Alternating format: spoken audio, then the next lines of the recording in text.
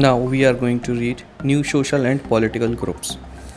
अब यहाँ से आप देख सकते हैं कि 700 AD से लेके 750 AD तक काफ़ी चेंजेस आए थे। इसी वजह से हिस्टोरियंस को काफ़ी प्रॉब्लम हो रही थी, या यूँ कहें उनकी स्टडी कॉम्प्लिकेटेड हो चुकी थी, क्योंकि यही वो पीरियड है जहाँ पर बहुत सारे चेंजेस आए, जहाँ पर बहुत सारे इनोवेशंस हुए, टेक्नोलॉजिकल चेंजेस हुए। उनमें से कुछ खास चेंजेस हैं: Persian wheel in irrigation, weaving के लिए स्पिनिंग व्हील का यूज़ होना, फायर आर्म्स इन कॉम्बैट, मतलब लड़ाई में अब पुराने बो एंड एरो यूज़ नहीं होते थे, फायर आर्म्स होते थे, मतलब बंदूक, तोप, इस तरह की चीज़ें यूज़ में आ चुकी थी। कुछ नए तरीके के खाने, कुछ बेवरेजेस हमारे इंडिया में आ चुके थे, जैसे potatoes, corn, chillies, T and coffee. अगर आप ये सोचते हैं और अभी तक आपको ये पता नहीं था कि पोटैटो, कॉर्न, चिली, टी और कॉफ़ी बाहर से आई है, तो आज जान लीजिए।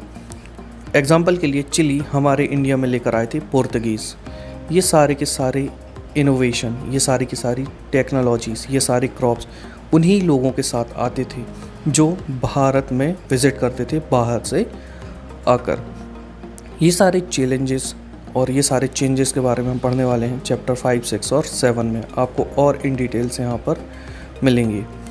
इस पीरियड में काफ़ी मोबिलिटी भी देखने मिली। मोबिलिटी मतलब मूवमेंट ऑफ पीपल। यहाँ पर मोबिलिटी से मूवमेंट ऑफ पीपल का मतलब है लोग बहुत दूर दूर से काफ़ी डिस्टेंस कवर करके भारत में आया करते थे अपॉर्चुनिटीज़ की तलाश में। इसी तरह धीरे धीरे हमारे भारत में काफ़ी वेल्थ बढ़ती चली गई और लोग अपना अपना लक यहाँ पर आजमाने लगे। इसी वक्त एक काफ़ी इम्पॉर्टेंट ग्रुप बनकर निकला, जिन्हें हम आज राजपूत के नाम से जानते हैं। राजपूत शब्द राजपुत्र शब्द से निकाला गया है। राजपुत्र का मतलब होता है एक रूलर का बेटा, इसे ही हम राजपूत कहते हैं। 8th सेंचुरी से लेकर 14th सेंचुरी के बीच में ये एक ऐसा ग्रुप बना जिसे क्षत्रिय कहते थे। क्षत्रिय का मतलब होता था वॉरियर्स। ये वॉरियर्स केवल रूलर्स और चीफ्टेंस नहीं होते थे, बल्कि इसमें सोल्जर्स, कमांडर और ऐसे वो सारे लोग होते थे जो आर्मीज़ को सर्व करते थे। चीफ्टेंस को काइंड ऑफ कैप्टन कह सकते हैं। इनके chivalric code of conduct, extreme valour और ग्रेट सेंस ऑफ लॉयल्टी को रिप्रेजेंट करते थे राजपूत के पोएट्स और बार्ड्स। कहने का मतलब ये है कि शेवलरिक कोड मतलब इनके पराक्रम का, एक्सट्रीम वेलर मतलब इनकी बहादुरी का, और इनकी लॉयल्टी का जो बखान है, जो इनका गुणगान है, वो राजपूत के पोएट्स किया करते थे।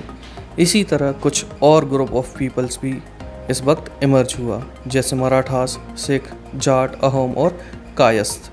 अभी आपको याद होगा हमने स्क्राइब्स के बारे में पढ़ा था। जो लोग उन स्क्राइब्स को बनाते थे उन्हें कायस्थ कहा जाता था।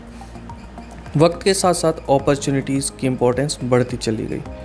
अब लोगों ने यहाँ पर फॉरेस्ट को साफ़ करना शुरू कर दिया था, डिफॉरेस्टेशन होने लगा था और एग्रीकल्चर इम्पोर्टेंट होता जा रहा था। और इसी वजह से जो वहाँ जो जंगलों में लोग रहते थे उनका हैबिटेट बदल रहा था, तो उन्हें भी माइग्रेट होना पड़ा।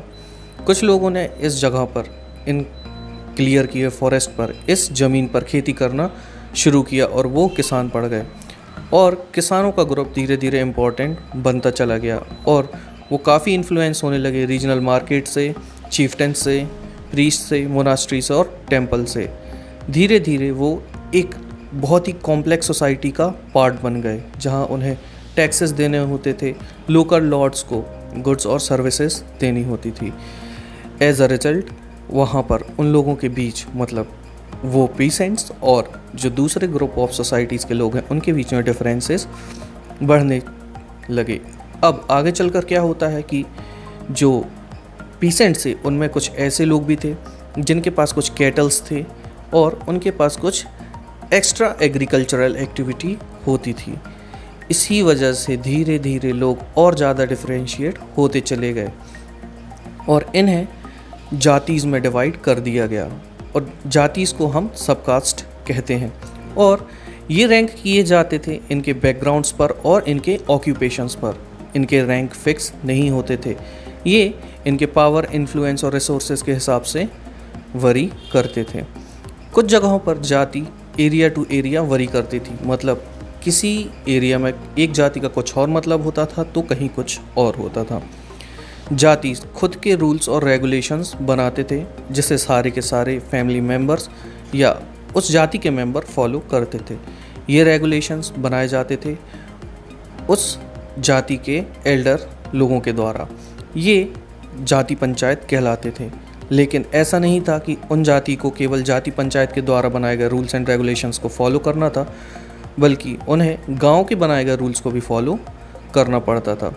कुछ गांव ऐसे होते थे जो चीफ्टेंस के द्वारा गवर्न किए जाते थे और इसी के साथ वो एक छोटा सा स्टेट कहलाने लग गए।